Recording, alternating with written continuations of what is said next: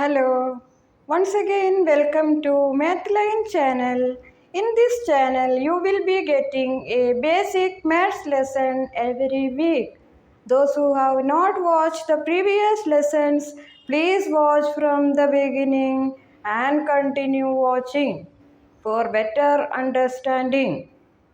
So let us start today's lesson, that is about axis of symmetry of various geometrical figures. What is the axis of symmetry and how many axes of symmetry they have? So we will consider one by one. You have studied what is an axis of symmetry. It divides the figure into two congruent halves. Then only the figure is said to be symmetric. Only when at least they have one axis of symmetry. So here consider the first figure, that is an isosceles triangle. You know the property of isosceles triangle. Two sides are equal. Then the altitude drawn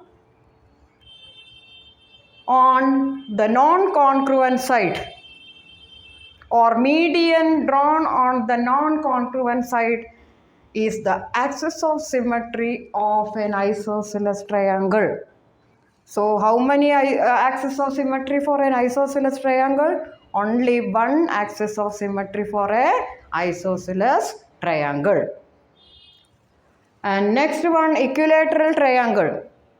We know that equilateral triangle, all the angles are congruent, all the sides are congruent. So altitude or median drawn on any side of the equilateral triangle will be the axis of symmetry. It divides the triangle into two congruent halves. So an equilateral triangle has three axes of symmetry or three lines of symmetry. What is that? Altitude or median, both are same. Will form the axis of symmetry and all the sides. So three axes of symmetry.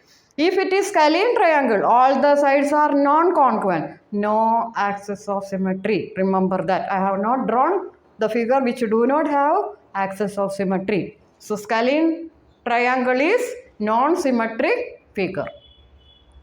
It does not have any axis of symmetry. Next one, rectangle.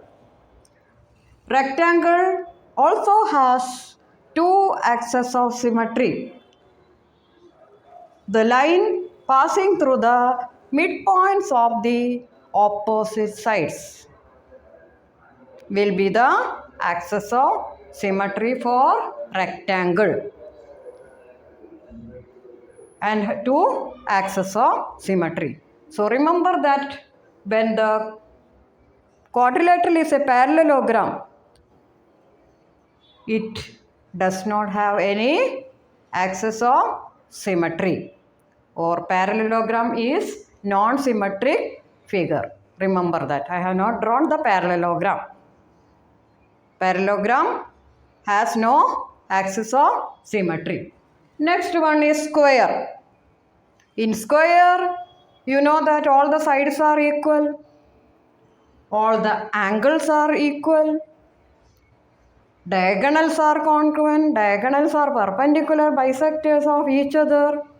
So using all these properties, the line passing through the midpoints of opposite sides are the axis of symmetry like rectangle. So 1, 2. Also, the lines containing diagonals are also axis of symmetry. So altogether, how many axes of symmetry for a square? 1, 2, 3, 4. 4 axes of symmetry are there for a square. Clear? Now for rhombus.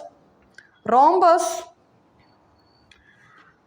all the sides are equal and diagonals are perpendicular bisectors of each other. Therefore, the lines containing diagonals are the axes of symmetry for a rhombus. So, there are two axes of symmetry for a rhombus. Which are they? Describe the axes of symmetry. Which are they? The lines containing diagonals. Now, here it is a trapezium, but it is isosceles trapezium. What is isosceles trapezium? The non-parallel sides are congruent.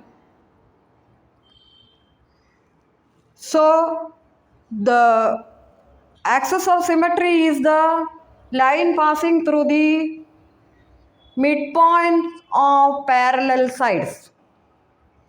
If only it is isosceles trapezium. If it is trapezium, there is no axis of symmetry. Only for isosceles trapezium, one axis of symmetry, that is the line passing through the midpoints of parallel sides. Next one, kite. Due to the property of kite, that is longer diagonal bisect the shorter diagonals and they are perpendiculars of each other, and sides opposite to longer diagonal are congruent, the line containing longer diagonal is the axis of symmetry for a kite. So only one axis of symmetry. And circle. For a circle, the line containing diameter divides the circle into two congruent semicircles. So in any direction you can draw the diameter. So how many axes of symmetry for a circle? You know that through a point infinite number of lines can be drawn.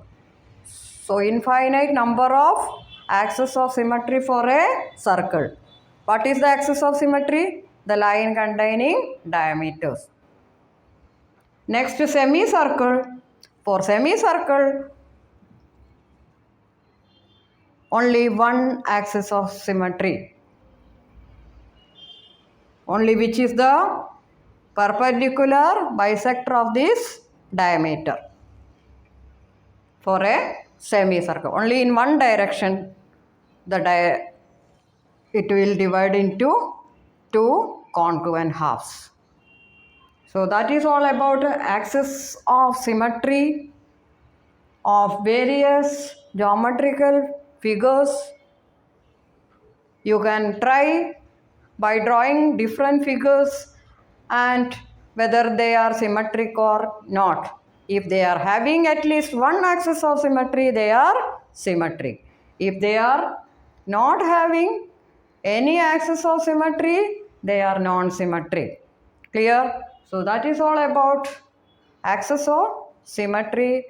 Thank you for watching this lesson, and please share, forward as much as possible to the students of all standards, and subscribe the channel Mathline.